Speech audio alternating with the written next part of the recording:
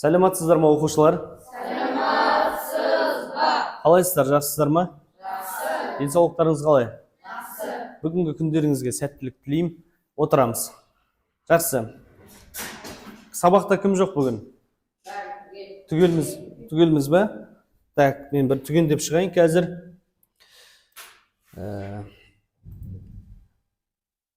Так. Айбек бар ма? Айдана? Метену Айдана? Ақсезім, Аружан, Бегарыз, Мақпал, Нұрбол, Нұртас, Нұржан, Алымжан, Қайрат. Жақсы.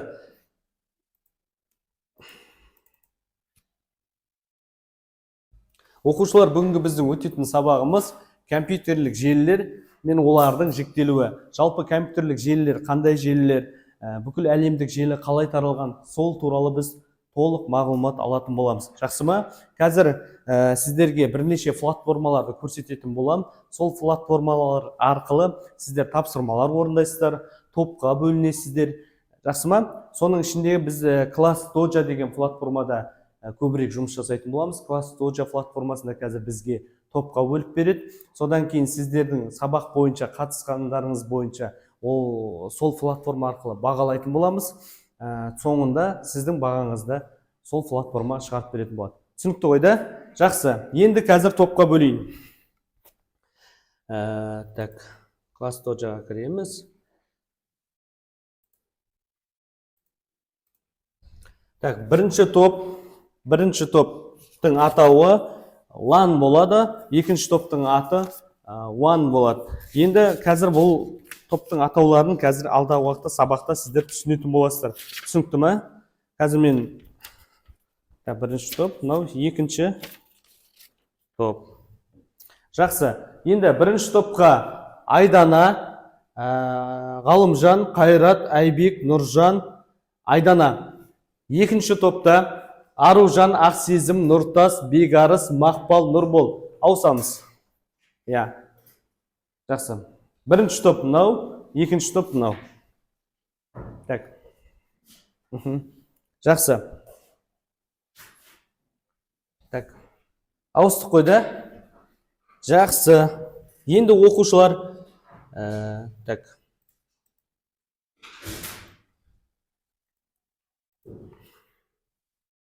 Бүгінгі тақырыпты жазамыз, бүгінгі күнді жазамыз. 20-10-2025 жыл. Бүгінгі өтетін тақырыбымыз компьютерлік желілер мен олардың жіктелуі деп жазамыз. Айбек жазамыз.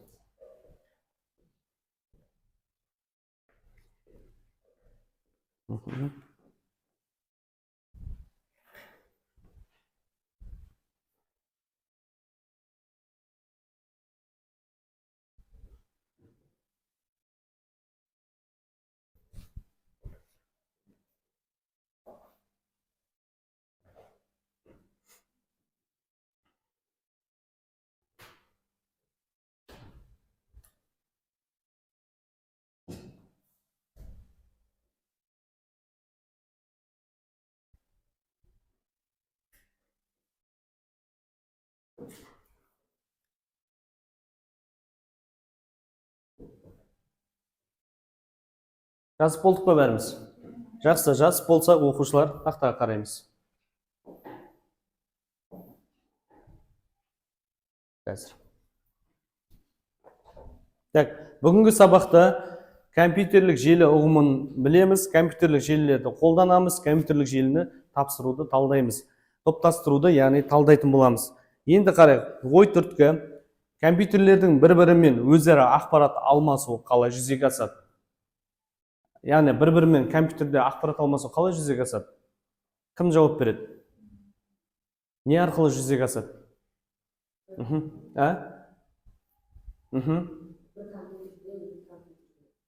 Иә, дұрыс. Не арқылы өтеді? Дұрыс айтасың, желі арқылы да өтеді. Флешка арқылы ақпараттар өткізе аламыз ба? Ақпараттарды, иә. Яғни сол арқылы да өткізуге болады. Дұрыс айтасыз. Жақсы. Компьютерлер арасында ақпарат алмасу болуы пайдаланушы үшін маңызы қандай дейді? Яғни екі адамның арасында ақпарат алмасудың қандай маңызы бар? Кім айтады? Мхм.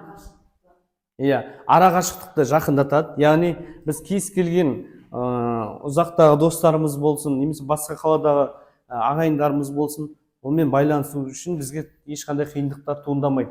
Яғни біз не істейміз? Интернет арқылы не істеуге болады? Байланысуға болады. Жақсы. Енді оқушылар, жалпы қазір сіздерге жи платформасы арқылы жасалған, яғни жасанды интеллекті арқылы жасалған видео сабақты қараңыздар, соны түсініп аламыз. Так.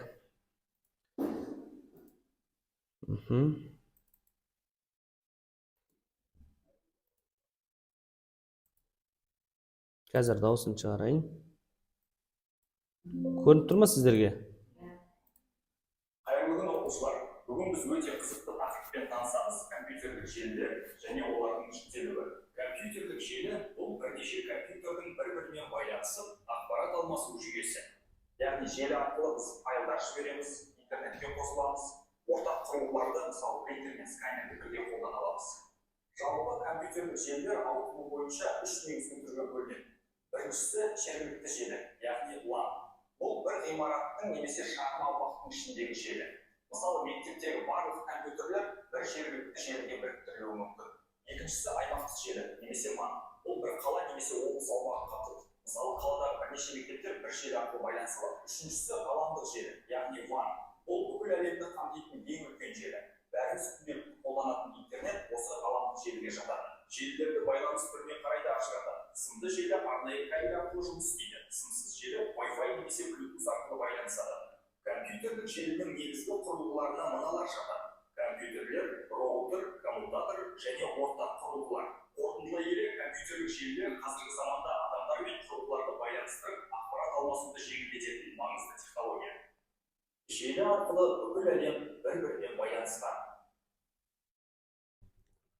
Жақсы оқушылар, сіздерге жалпы бүгінгі тақырып бойынша жи платформасы арқылы, жасанды интеллект арқылы сабақты түсіндірген болатын. Жалпы сабақта әлеуметтік желі, яғни интернеттік желінің қалай таралуы, жалпы қандай желілермен байланысқан, сол туралы толық түсіндіріп өтті. Сіздерге тағы да толықтырып өтейін. Жалпы біздің мектептегі интернеттік әлеуметтік желісі, интернеттің желісі LAN жүйесі бойынша жүрген. LAN деп отқанымыз бұл бір ғимараттың ішінде, дұрыс айтасың, мектептің ішінде орналасқан желі. Жақсы, енді қарайық. Так.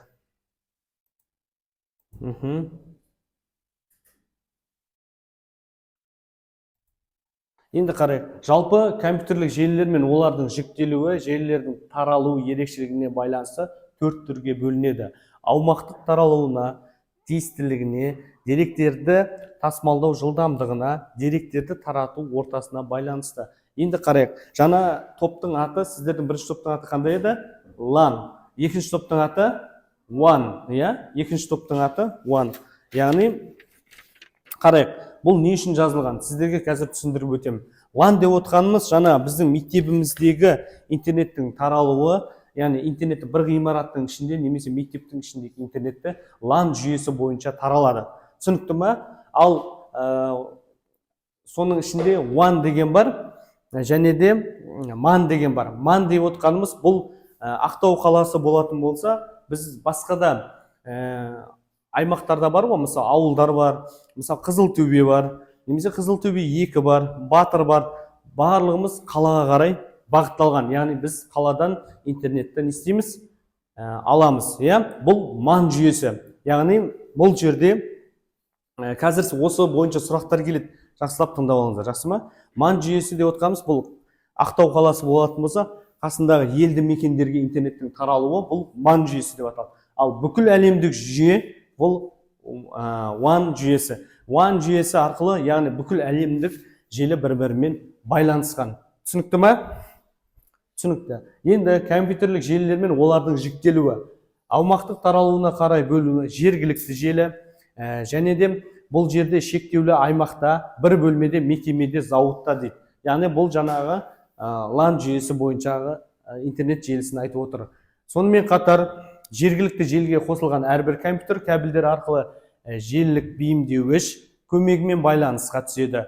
Корпоративті немесе аймақтық желі бір қала немесе аймақтық көлемде компьютерлердің бір жүйеге бірігуіне пайда болатын желі. Енді дүниежүзілік желі деген бар. Бұл дүниежүзілік бойынша компьютерлерді ортақ бір арнаға біріктіру арқылы байланыс жасау желісі. Қазіргі кезде мұндай желінің қызметін интернет атқарады. Яғни бүкіл әлемдік желі WAN жүйесін айтып отыр. Түсінікті ме? Жақсы. Енді оқушылар түсінген болсаңыздар, сіздерге 3 деңгейлі тапсырма беріледі. Бірінші А деңгейлі тапсырмада WordWell платформасы арқылы сұрақтар беріледі. Сол сұрақтарға 2 топ жауап бересіздер. Түсінікті ме? Жалғастырамыз. Бірінші сұрақ. Компьютерлік желі дегеніміз не? Бір компьютерден тұратын құрылғы, тек интернетке қосылатын компьютерлер, бір-бірімен байланысқан компьютерлер жүйесі, компьютердің бағдарламасы. Бірінші топ. Ғалымжан жауап бере қойшы. Белгілеп көрейік. Дұрыс, молодец. Келесі екінші сұрақ. Екінші сұрақ. Жергілікті желі LAN қандай аумақта орналасады? Екінші топтан кім жауап береді? Нұрасыл. Қаламен шектелген ғаламдық деңгейде бір бөлмеге немесе кеңсеге шектелген компьютерлердің бағдарламасы. Қайсысы? Қандай? Бір бөлмеге немесе кеңсеге шектелген. Бір бөлмеге немесе кеңсеге шектелген дейді. Жақсы, белгілеп қарайық. Жақсы, дұрыс екен, молодец. Келесі, WAN желісінің ерекшелігі. Тек жеке үй ішіндегі желі, тек сымсыз байланыс, қысқа аралықтағы байланыс, ғаламдық аумақтағы желі. Бірінші топтан. Ғаламдық ауқымдағы желі. Ғаламдық ауқымдағы желі дейсіз, белгілеп қарайық. Дұрыс, молодец. Келесі, компьютерлік желілер топологиясы неше негізгі түрге бөлінеді? 4, 2, 3, 5. Мақпал. Таусыңыз. 4-ке бөлінеді. 4-ке бөлінеді дейді. Оқушылар солай ма? Мақпалдың жауабы дұрыс па екен? Көрейік, дұрыс екен, молодец. Келесі, шиналық желі топологиясының кемшілігі қандай? Барлық компьютерлер дербес, кабельдердің бір жері үзіліп қалса, желі жұмыс істемейді, қиын ұйымдастырылады, компьютерлер бір-бірімен алыс орналасу керек. Бірінші топтан жауап беру керек. Нұржан. Кабельдің бір жері үзіліп қалса, желі жұмыс істемейді. Яғни кабельдің бір жері үзілетін болса, ол істемейді, басқа компьютерлерде жұмыс істемейді. Қазір тексеріп барайық. Дұрыс екен, молодец, Нұржан. Қай желі түрі ең үлкен аумақты қамтиды? Яғни үлкен желі, жаңа мен түсіндірдім ғой, LAN, MAN, WAN деп. Екінші топтан. Жауап бермеген. Нұрбол. WAN деп ойлайсыз ба? Таңдап көрейік. Дұрыс. WAN, яғни интернеттік желісі, бұл бүкіл әлемдік интернеттік желі болып саналады. Жақсы, молодец. Желідегі компьютерлердің біреуі істен шықса, желінің бүтіндігі бұзылмайтын топология. Шина, сақина, жұлдызша, иерархиялық. Қайсысы? Кім жауап береді? Бірінші топтан. Айбек? Жұлдызша деп ойлайсыз. Яғни, таңдап көрейік, Айбектің жауабы дұрыс па екен? Дұрыс. Яғни, интернеттік желі жұлдызша тәрізді болып жалғанатын болса, ол компьютерде интернет ұстамай қалса, келесінде ол не істейді? Ұстап кете береді. Яғни, ол жұлдызша байланысқаннан кейін интернет желісі ұстайды. Wi-Fi дегеніміз не? Сымды байланыс түрі, ақпаратты сақтау құрылғысы, сымсыз байланыс түрі, компьютердің процессор. Ең қиын сұрақ, бірінші топтан. Қайрат жауап берсін. Айдана. Сымсыз байланыс түрі деп ойлайсыз ба? Жақсы, қазір көрейік. Дұрыс. Келесі, желінің өткізу қабілеті неге байланысты? Желінің ұзындығына, желінің еніне. Екінші топ жауап беру керек. Желінің биіктігіне. Мақпал. Желінің жылдамдығына да? Дұрыс. Мақпалдың жауабы дұрыс. Енді оқушылар кім неше сұраққа жауап берді біліп отырсыздар ғой да? Қазір маған айтасыздар. Так, қазір класс Dojo платформасы арқылы сіздерді бағалайын дедім ғой. Так, бұл жерде так. Бірінші топтан так. Так, былай бағалайын. Ученик. Так. Ғалымжан, неше сұраққа жауап бердің сен? Бір сұраққа да. Жақсы. Так. Айбек? Бір. Айдана? Айдана. Метенова Айдана? Бір. Ақсезім? Ақсезім бір. Аружан? Аружан. Бір өне жауап бердіңіз, да? Жақсы. Бегарыс? Жақсы. Мақпал нешеуіне жауап бердіңіз? Екеуіне жауап бердіңіз. Так, Мақпал өте жақсы. 2 ұпай. Так, Нұрбол? 1 ұпай. Так. Содан кейін Нұртас? Молодец. Одан кейін Нұржан? Қайрат? Қайрат біреу ме, екеу ме? Екеу, да? Жақсы, өте жақсы. Жақсы. Енді оқушылар бізде Б деңгейлік тапсырма. Бұл сіздердің орындаған тапсырмаларыңыз, бұл жеке. Әркім өз тобына ұпай жинап, өздеріне де ұпай жинады. Енді қазір жұптық тапсырма. Жұптық тапсырма бұл сәйкестендіру. Яғни Learning Apps платформасы арқылы екі оқушыдан, мысалы ретінде Таганов Қайрат пен Ғалымжан екеуі бірлеседі, бір сұраққа жауап береді. Жақсы ма? Яғни сурет көрсетіледі, сол суреттің астына соның атауын қоюымыз керек. Так. Жалғастырамыз. Так. Жақсы. Көрініп тұр ғой, да?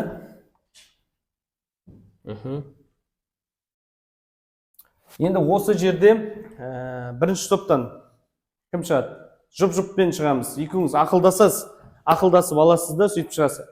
Так, Нұржан мен Айбек шығамыз бірге. Так. Біреуін орындаймыз. Бір тапсырманы.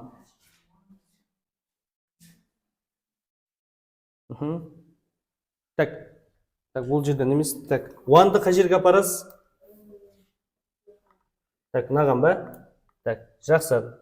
Тексеріп қарайық. Дұрыс екен, молодец. Сіз екеуіңізге бір ұпайдан. Жақсы ма? Отырамыз. Ғалымжан мен Таганов Қайрат шыға қойыңыз.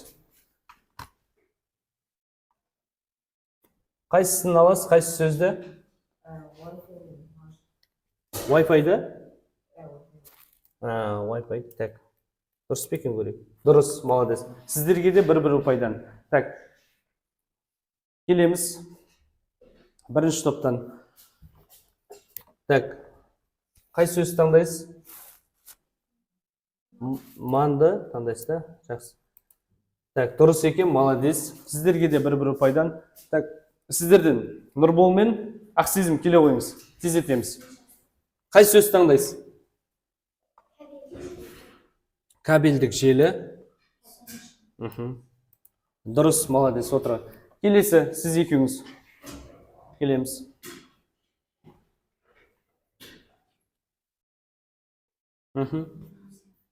Екі сөз қалды. Браузерлер.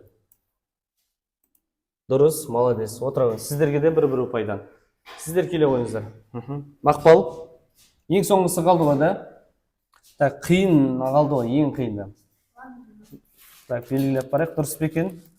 Дұрыс, жарайсыздар. Барлықтарыңыз дұрыс жауап бердіңіздер. Сабақты мұқият тыңдаған екенсіздер. Әр қайсыларыңызға бір ұпайдан қосылады. Так, класс Dojo'ға кіреміз. Бүкіл классқа так, бір өте жақсы. Барлықтарыңызға бір ұпайдан қойылды.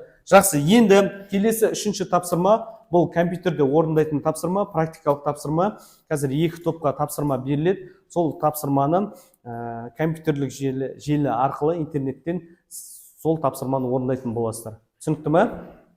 Жақсы. Ол тапсырманы орындамастан бұрын бір сергіту сәтін жасаймыз. Бәріміз орнымыздан тұрайық. Орнымыздан тұрамыз. Так. Іс-әрекетті қайталаймыз барлығымыз. Барлығымыз жасаймыз.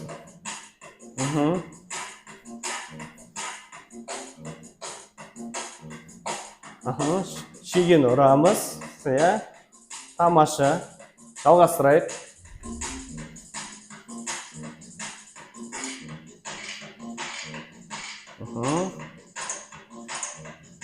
Иә. Керемет, қиындатамыз енді, қолымызды бұрамыз.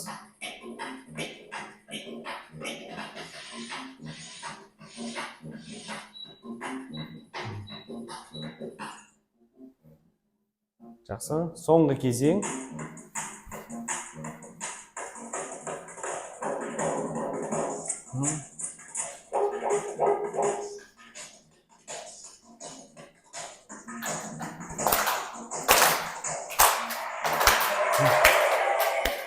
Жақсы, отырамыз. Бір сергіп алдық па? Енді компьютермен жұмыс жасайтын боламыз. Компьютерде отырып, үшінші практикалық тапсырманы орындайтын боламыз. Жақсы ма? Так. Екі топқа екі түрлі тапсырма беріледі. Так. Сіздер.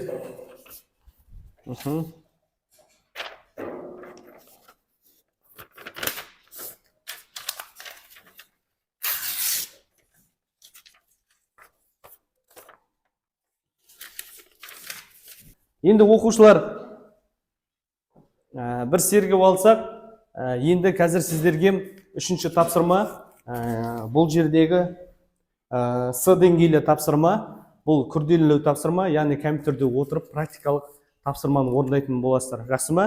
Екі топқа екі түрлі тапсырма беріледі, сіздерге берілетін уақыт 15 минут. Түсінікті ғой да? Жақсы. Сіздің топқа, сіздерге мақпал суретке түсіріп аласыз. Сосын компьютерді қолдануға болады, телефондарыңызды қолдануға болады. Себебі біздің бүгінгі тақырыбымыз компьютерлік желілер болғандықтан компьютерден және де телефоннан қолданып тапсырмаларды орындауға болады. Түсінікті ғой да? Жақсы. Так, барлықтарымыздікі интернетке кіріп тұр ма? Сіздікі? Жақсы, қазір.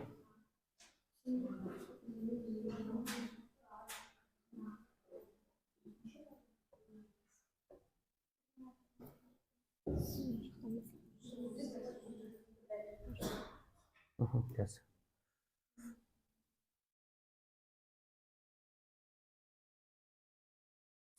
Так.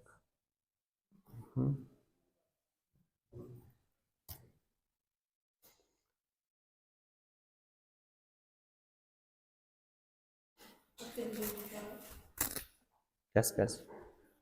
Сіздер дәптерге орындай беріңіздер, иә. Қазір топпен бірге қорғайсыздар. Сіздер кірмей тұр ғой. Телефонды интернет көрмеңіздер.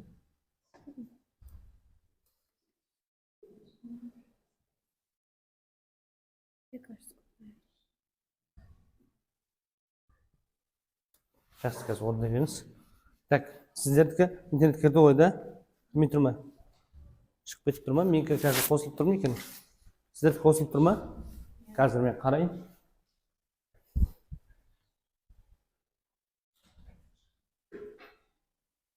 Бес адам кіріп отыр дейді.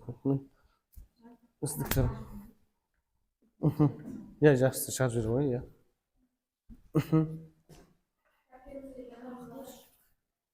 Қайрат шығып жүрдің бе? Так, қазір. Қосылды. Жақсы ма? Орындай беріңіздер. Сіздерде интернет қосылды ма? Дәптерге орындайсыздар, я. Үшінші тап. Дәптерге жоқ, тапсырма қалай берілген сіздерге қараңыздаршы. Мына жерде міне желіні топологиясын суреттеу. MS Paint немесе кез келген қарапайым графикалық редакторда, яғни Paint графикалық редакторын білесіздер ғой да, сурет салатын. Сол программада үш топологияның жұлдызша, шиналық, сақина, қарапайым схемасын сызасыздар. Яғни жаңа жерде сіздер жұлдызша интернет желісі қалай ол бір компьютерде істемей қалса, қалған компьютерлерде істей береді ғой. Соның несін суретін саласыздар, ол кітаптарыңызда да бұл бар шығады. Сосын қарайсыз, әлеуметтік желіден қарайсыз. Кім неден қарайсыз мына жерден? Соны орындайсыздар. Практикалық тапсырма ретінде. тапсырма, сіздердің тапсырмаларыңызды қараңыз. Сіздер дәптерге орындамайсыздар. Қараңыздар. Оқушылар интернет немесе анықтамалы LAN, WAN, PAN желілері туралы ақпарат іздейсіздер. Ақпарат іздейсіздер де Word-қа сақтайсыздар. Алынған ақпаратты Word-қа сақтайсыз. Міне. Мысалы, сіздер LAN туралы ақпарат алдыңыз ғой, да? Міне. Word-қа жазып қойғанбыз ба? Иә, Word-қа бүйтіп көшіріп аласыз, да? Мысалы, ақпаратты жинайсыздар. Сіздерге сол туралы.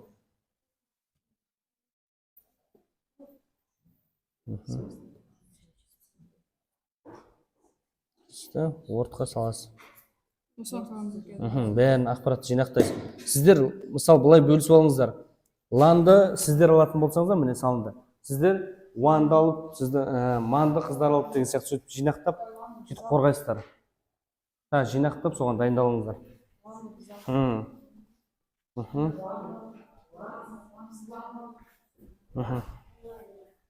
Word мәтінді редакторіне саласыздар.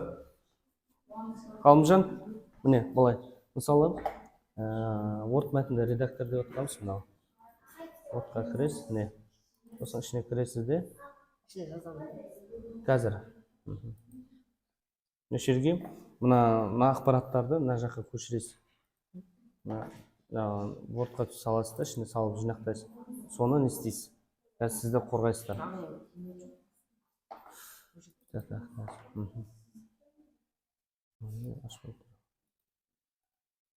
Басқа нелер көрейік қазір.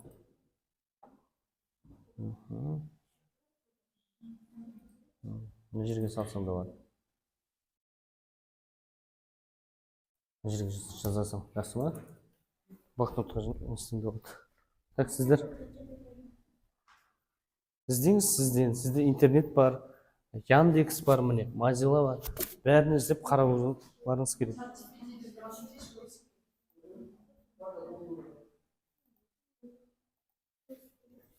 Бар өлі. Так, бар. Жазылады қазір. 1, 2, 3, 4, 5, 6, 7, 8, 9. Сіздерге ақпарат тапсырма мынандай.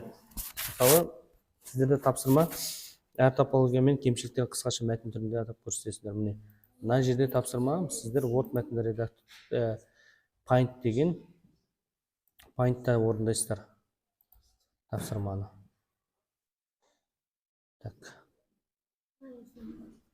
Молодец. Сөйтіп қасына тағы орындай беріңдер. Дұрыс орындайсыздар.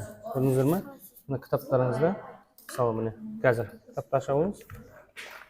Интернеттен таралу несі. Мысалы міне, сіздерден нені сұрап тұр? Бұл жерде жұлдызша дейді. Жұлдызша қайсы мына жерде? Жұлдыз тәрізді міне, орналасқан интернет. Мына жерге бүйтесіз, мына жерден жұлдызды аламыз да, бүйтеміз. Соның қасына компьютерлерді саламыз былай. Міне, былай. Көрдіңіз бе? Осы тапсырмалар солай орындайсыздар. Сіздер түсіндіңіздер ме? Сіздерге де тапсырма дәл сондай ғой. Сіздер Paint-тағы тапсырма. Paint-қа кіресіз. Paint-қа кіресіз. Тапсырманы мұқият оқып алыңыздар. Сол жерде барлығы көрсетілген міне. Мысалы, сіздерге бірінші тапсырма бере қойыңызшы. Сіздер. Міне, мына жерде мысалы Paint графикалық қарапайым графикалық ретінде желінің 3 топологиясының жұлдызша жиналып сай қарапайым схемасын сызу керек. Схемасы сұрап жатыр сізден, жұлдызша дейді. Кітаптарыңызды қарайсыз, іздейсіз. Жүрден қарайсыз міне. Өстіп қарайсыз. Қайсысы оның жұлдызша? Сол жерде мына жерден схемасын сызасыздар соң. Түсінікті ме? Дұрыс, молодец. Мына жерде кім? Нұрасыл? Нұртас пен Бекарыс дұрыс орындап жатыр. Ақпараттарды Google-ден ала беріңіз. Gemini Google-ден алсаңыз болады. Google-ден ала беріңіз.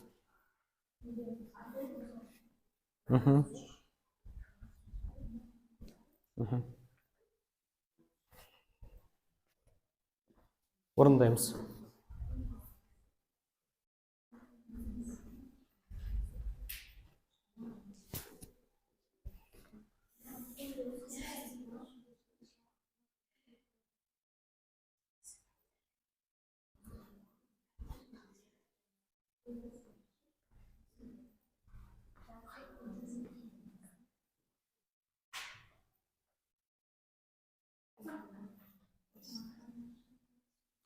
Практикалық тапсырманы орындаған оқушыға 4 ұпай беріледі. Автоматты түрде дұрыс орындаған және де нақты орындаған оқушыларға 4 ұпай берілетін болады. Түсінікті ғой да?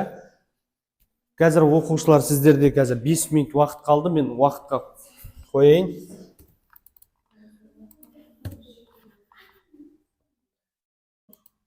Класс Доджа платформасы арқылы сіздерге 5 минут уақыт қоям. Сіздерде уақыт жүріп жатыр.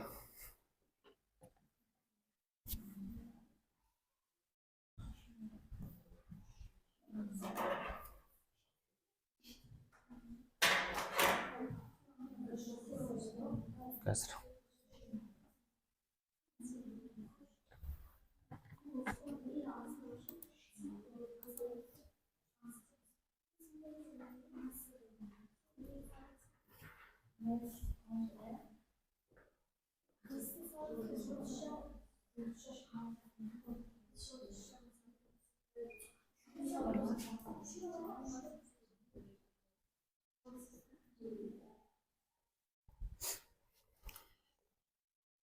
Түсінбеген сұрақтарыңыз болса, қойсаңыздар болады оқушылар. Тапсырма түсінікті ме?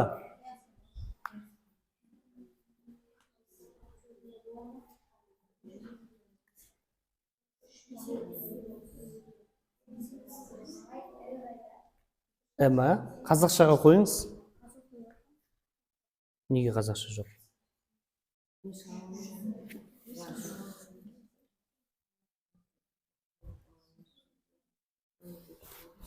Қазір. Мына жерден не? Қазақша деген таңдайсыз.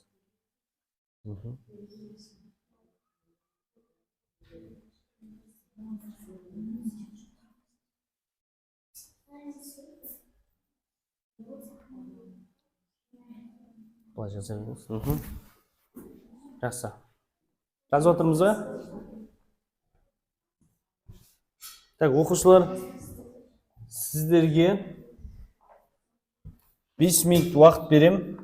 5 минуттан кейін сіздерден сұрайтын болам. Жақсы ма? Уақыт кетті.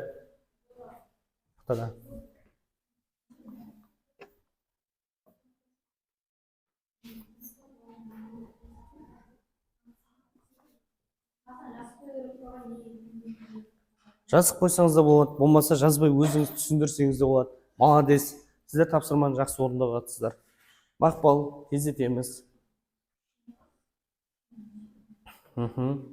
Молодец. Ақсезім. Нұрбол. Иә, сіздер жинасаңыздар болады. Сіздер топсыздар ғой, бөлініп алсаңыздар болады.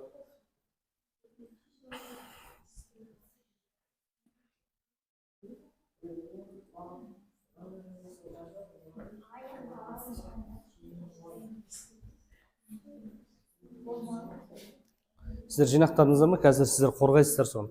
Жақсы ма? Сіз екеуіңіз қорғайсыздар. Айбек, сенен сұрайын қазір. Жақсы ма? Сен де ұпай аз. Нұржан.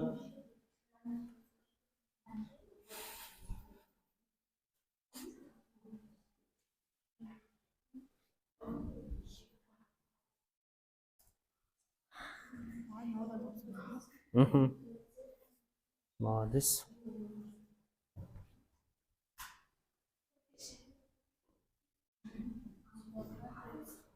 Тездетеміз.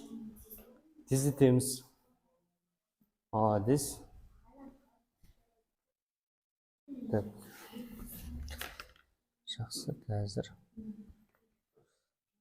Сіздер неге салынбаса да, так. Көшіріп алу дегенді басамыз. Одан кейін мына жерден так.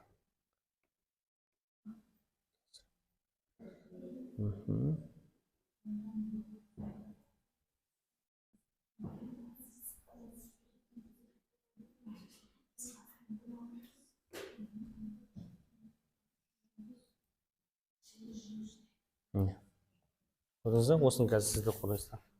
Молодец. Сонда. Ғалымжан, молодец.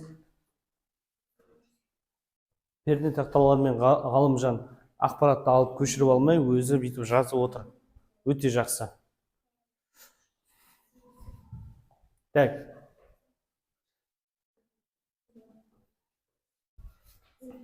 Нұрбол, бірге жасаймыз.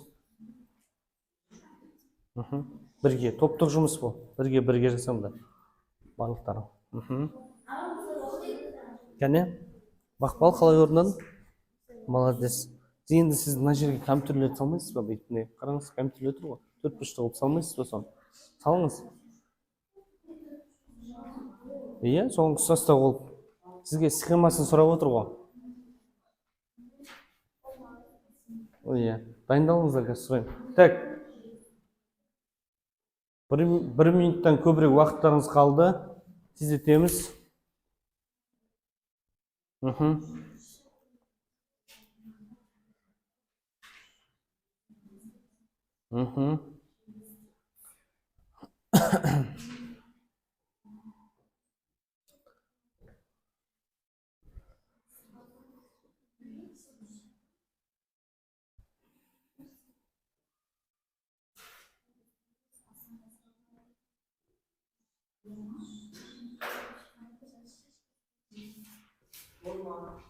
Кім? Ғалымжан болдыңыз ба? Дайындалып. 1 минут уақытыңыз қалды. 1 минуттай. Тез аяқтаймыз. Оқушылар.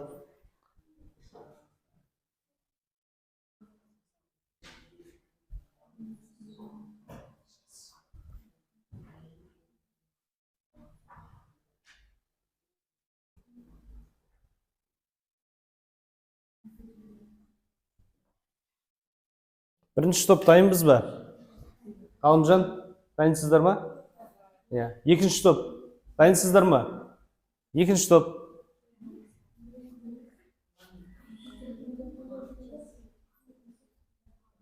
Ақсезім, дайынсыздар ма? Мақпал.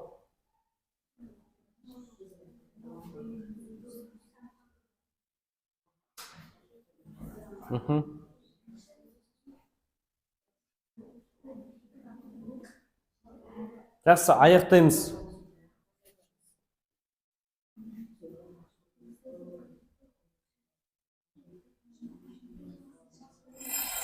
Так, аяқтаймыз оқушылар. Жақсы.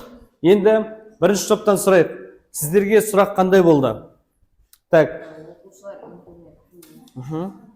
Яғни оқушылар интернет немесе анықтамалардан LAN, WAN, PAN желілері туралы ақпарат іздейді. Сіздер Ғалымжан, Тағанов, Қайрат іздедіңіздер ме? Сіздер қай не бойынша айтасыздар? WAN бойынша айтыңыздаршы. Екінші топ тыңдаймыз.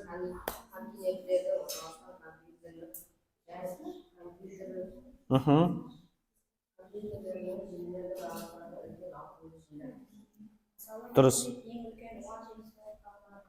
Қандай? Мына петлішке сөйлейміз. Мысалы интернет жүйесі WAN жүйесі ең үлкен жүйе болып табылады. Дұрыс. WAN яғни бүкіл әлемдік интернет желісі, иә? Тағы. Енді сіздер LAN бойынша айтасыздар ма? LAN деген қандай желі? Нұржан? LAN бұл жергілікті, яғни салыстырмалы түрде шағын аумақтағы компьютерлер мен басқа құрылғылардың бір-бірімен байланысқан желісі. Дұрыс. LAN жүйесі, Айбек, сіз? LAN-ның негізгі сипаттамалары аумағы шектелуі, әдетте бір бөлме, ғимарат немесе ғимараттар тобы, жылдамдығы жоғары, деректерді жіберу жылдамдығы әдетте жоғары болады. Мысалы 100 мегабит секунд немесе 1 гигабайт секунд. Иелері бір желі әдетте бір ұйымға немесе адамға тиесілі құрылғылар тікелей байланысқан, мысалы маршрутизатор, роутер. Айбек, LAN жүйесі бойынша жалпы мектептің мекемелер, басқа да мектептер болсын, бұл LAN жүйесі бойынша жұмыс жасайды деген. Яғни интернеттік желі, мектептегі интернеттің таралуы біздің LAN жүйесі бойынша не деген тарайды екен. Қыздар, сіздер не бойынша айтасыздар? Айта беріңіз. жеке аймақтық желі Дауысымыз шығарамыз. өте кішкентай аумақты, әдетте бір адамның айналасын шамамен 10 метр радиусты қамтиды. Так, енді келесі екінші топ. Екінші топта сіздерге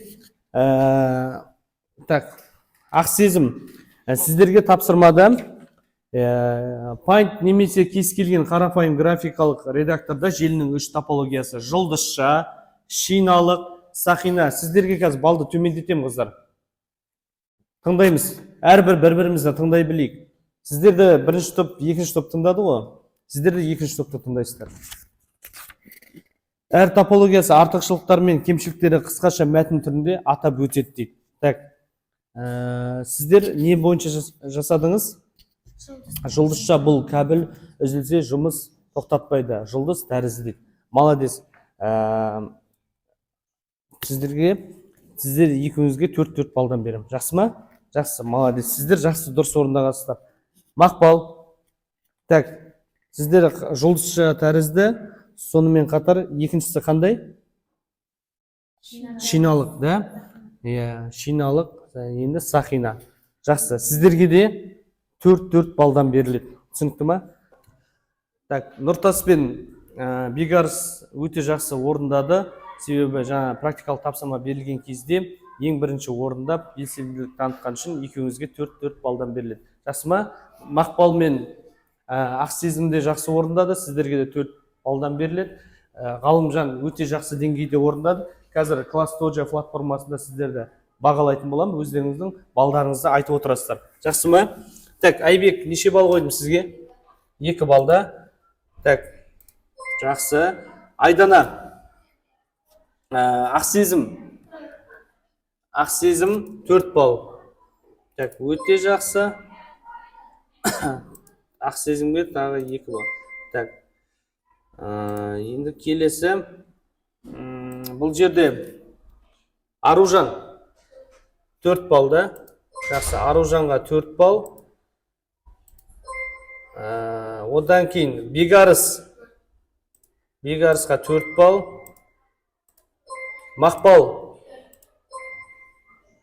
Мақпалға 4 бал. Нұрболға 4 бал. Так, Нұртас. Так, Нұртасқа 4 бал. Так, Нұржан 3 бал қойдым Нұржанға. Так, көмектескен үшін дегенді берейік. Так, Ғалымжан 4 бал. Так, соңғы Қайрат 3 бал ма? 4 бал ма Қайрат? Иә, 4 бал қойдым осыған. Жақсы. Одан кейін Бегарысқа 4 бал.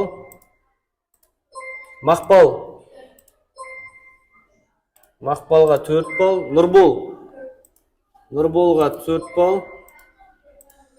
Так, Нұртас.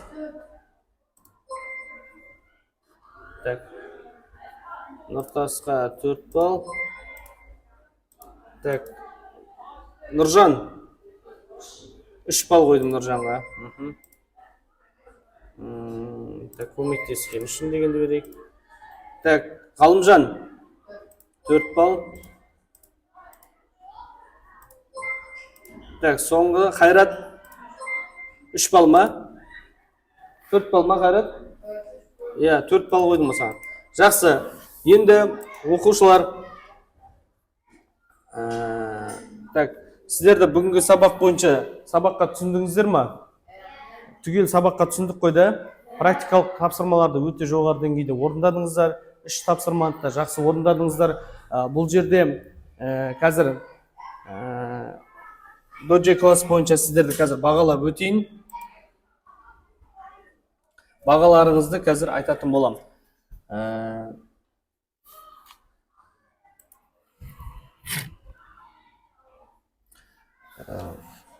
Қайрат 5, бүгінгі сабақта 10 бал.